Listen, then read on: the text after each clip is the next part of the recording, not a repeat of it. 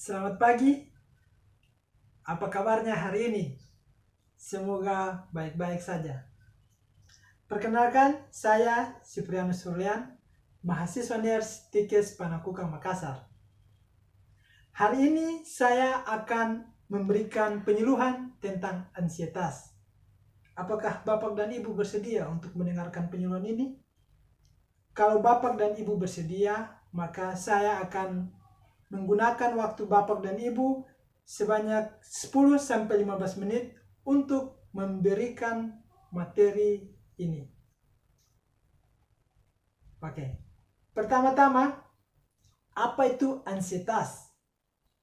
Ansietas adalah gangguan alam perasaan yang ditandai dengan perasaan ketakutan atau kekhawatiran yang mendalam dan berkelanjutan. Kepribadian masih tetap utuh. Perilaku dapat terganggu tetapi masih dalam batas-batas normal. Yang kedua, tingkat kecemasan serta tanda-tanda dan gejalanya. Tingkat kecemasan itu ada 4. Dari ringan, sedang, berat, dan panik. Kalau yang ansietas ringan, itu perasaan bahwa ada sesuatu yang berbeda dan membutuhkan perhatian khusus. Tanda dan gejalanya itu respon fisik terjadi ketegangan otot ringan, terus sedikit gelisah. Sedangkan respon kognitifnya perasaan gagal sedikit, waspada dan memperhatikan banyak hal. Sedangkan respon emosionalnya sedikit tidak sadar, aktivitas menyendiri. Yang kedua, ansietas sedang. Merupakan perasaan yang mengganggu bahwa ada sesuatu yang benar-benar berbeda. Individu menjadi gugup. Respon dari ansietas ini adalah pertama, respon fisik. Terjadi ketegangan otot sedang, tanda-tanda vital meningkat, mulai berkeringat, terus sering mondar-mandir. Yang kedua, respon kognitif. Lapang persepsi menurun. Tidak perhatian, fokus terhadap stimulus meningkat. Respon emosional. Tidak nyaman, mudah tersinggung, dan tidak sabar. Selanjutnya yang ketiga, ansietas berat. Yakni ada sesuatu yang berbeda dan ada ancaman. Memperhatikan respon takut dan distres. Responnya berupa, pertama, kalau pada respon fisik, terjadi ketegangan otot berat, pengeluaran keringat meningkat, bicara cepat, nada suara tinggi, terus mondar-mandir, berteriak. Sedangkan respon kognitifnya, lapang persepsi terbatas, proses berpikir terpecah-pecah, sulit berpikir, dan penyelesaian masalah buruk. Kalau pada respon emosionalnya, sangat cemas, agitasi, takut, bingung, dan merasa tidak adekuat. Yang keempat, panik. Panik adalah individu kehilangan kendali dan detail perhatian hilang. Karena hilangnya kontrol, maka tidak mampu melakukan apapun meskipun dengan perintah.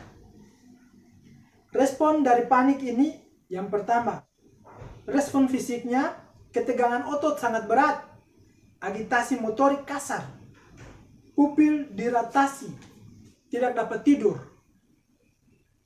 Pada respon kognitif, persepsi sangat sempit, pikiran tidak logis, terganggu, kepribadian kacau, sulit memahami stimulus eksternal, kadang bisa terjadi halusinasi.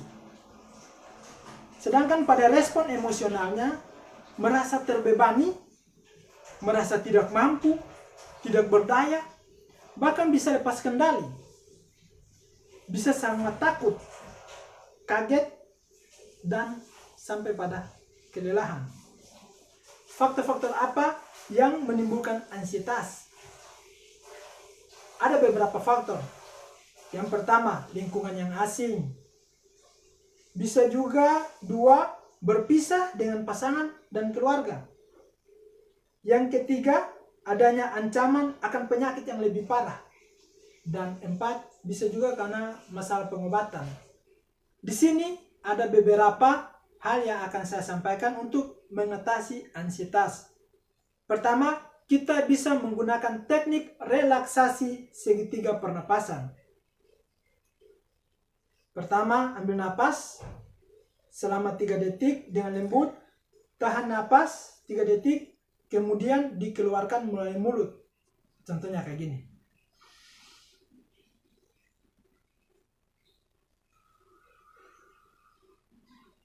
Bisa diulangi sampai 3 kali. Yang kedua, kita bisa tertawa dan berolahraga. Tertawa adalah cara yang ampuh untuk mengusir emosi. Kita dengan berolahraga 20-30 menit bisa membantu kita mengurangi rasa kecemasan. Yang ketiga, kita bisa menulis kecemasan kita pada kertas. Misalnya, saya cemas karena saya tidak mendapat nilai yang bagus.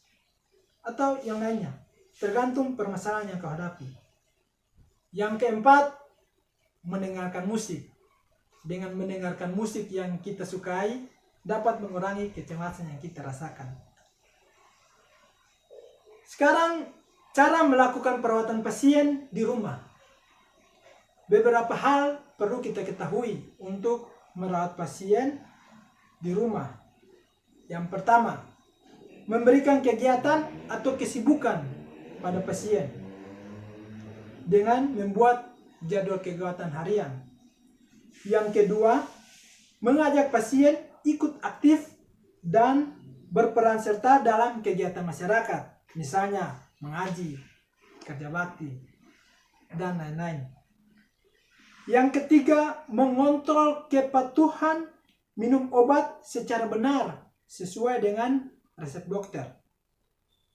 Yang keempat, mengontrol suasana lingkungan, pembicaraan yang dapat memancing terjadinya pasien marah. Yang kelima, segera kontrol ke rumah sakit atau ke dokter jika muncul perubahan perilaku yang menyimpang atau obat habis. Itulah hasil pemaparan saya tentang kecemasan. Jika Bapak dan Ibu ada yang kurang dipahami, silahkan bertanya. Karena tidak ada pertanyaan, jadi saya menganggap Bapak dan Ibu sekalian telah mengerti, telah memahami tentang materi yang telah sampaikan.